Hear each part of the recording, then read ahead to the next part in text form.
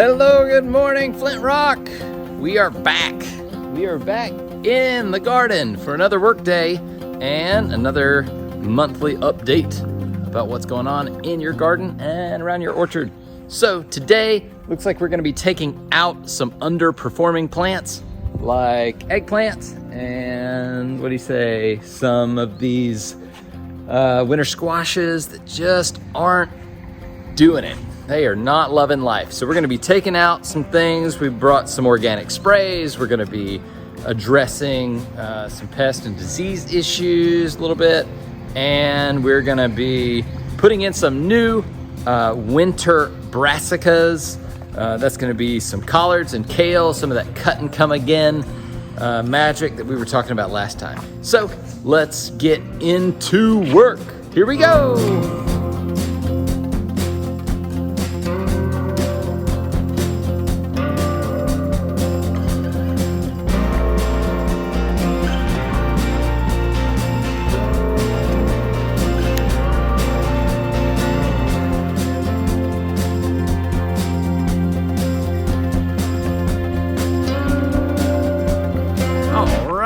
Out with the old and in with the new.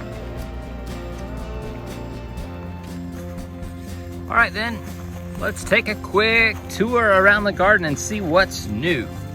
Out is eggplants, out of the eggplants, and in are more Swiss chard, more collard greens down the middle, and you've got some replacement Swiss chard along the outside. We've got more water in this bed now. Hopefully it's gonna get everything going nice and strong. We don't have any worms right now, so things should start taking off. Out in this bed, we've got all that winter squash is out. That pineapple sage has a nice, beautiful flower. More kale in this back bed. So this is gonna be your kale bed, curly kale and some red Russian as well.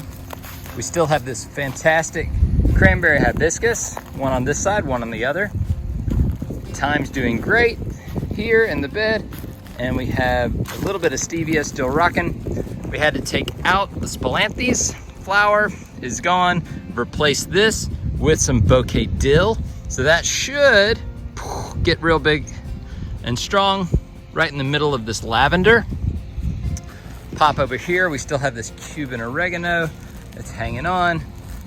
Looks like it may have gotten a little dry, maybe a little cold wind damage, but the sage is holding strong. Probably gonna replace that with another sage and just devote this entire bed to sage. Coming around, we've got this purple kale. It's loving life.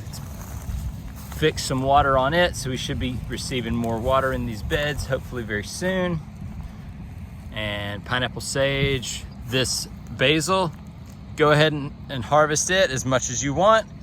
When we see the flowers, we know it's just past prime, so we really got to come in here. I'm inviting everybody to bring your snips, come in here, and remember what we said last time, just come on down about 6, maybe 9 inches. You're gonna reach down in and just hit it at one of those V spots, and then that'll encourage more lateral growth. But at this point, this late in the season, you just have at it. Just go. I don't think you can do anything wrong here. Okay, coming around, we took out some of the underperforming hot peppers. Actually, they were banana peppers here, and that Snow Princess Alyssum is gone. Remember, that was cascading off the side of this bed. So we've just replaced that all together with some collard greens up front here, fertilize those, so those should be taking off. Again, fix the water in this bed. So a lot of these emitters were turned off for some reason. So hopefully we're gonna be getting a lot more water in these beds, and the plants are gonna love that. Coming into the middle, we've got a little bit of dill up front in this bed. It looks like somebody really harvested this down. I don't know if that was, I don't know, maybe a rabbit hopped up here and munched it down. It looks like some teeth But anyway, this is an example of a little aggressive harvesting, if that is us harvesting. I'm not sure, but I'm gonna let this come back to life. This curly parsley right up here in the front bed, let's just leave this be for a little bit and let it spring back to life. Everybody have a mojito this week. Come on and snip away. If you're gonna take a bunch off the bottom here.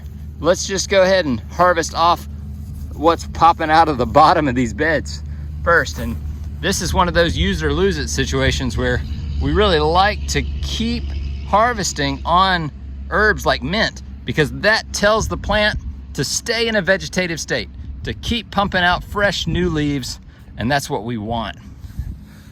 Use it or lose it. All right, parsley the same. It's still kind of young. I would let this spring back, give this a couple weeks to really kickstart.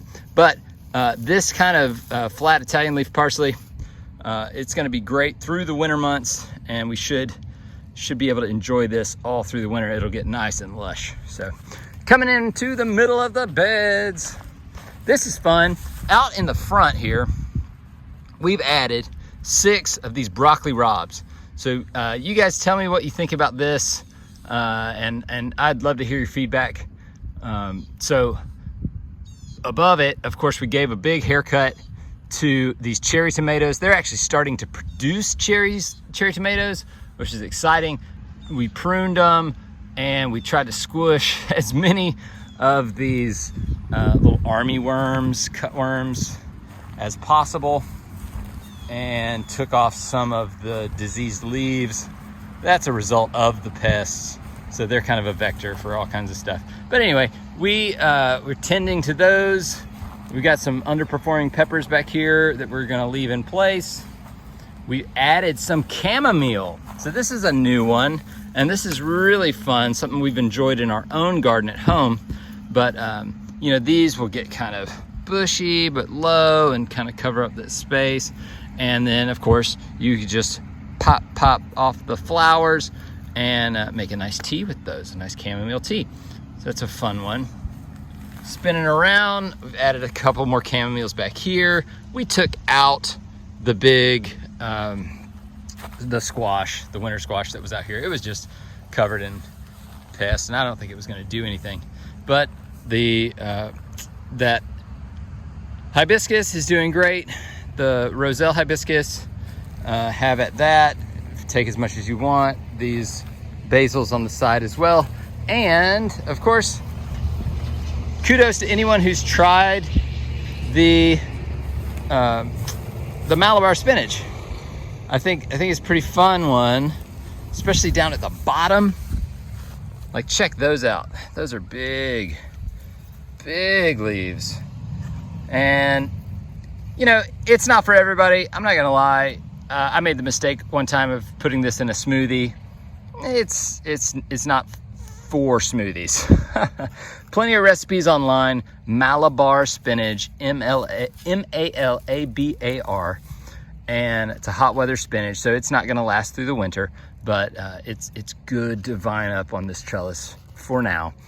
And we will probably put some sugar snap peas or something fun on this trellis next as we get into winter, and this will phase out. All right, well, that's it for today. Thanks for tuning in. We're gonna get some water hoses out and make sure everything's watered in before we leave, but we will see you next time. Okay, until then, be well, eat well. We'll see y'all later.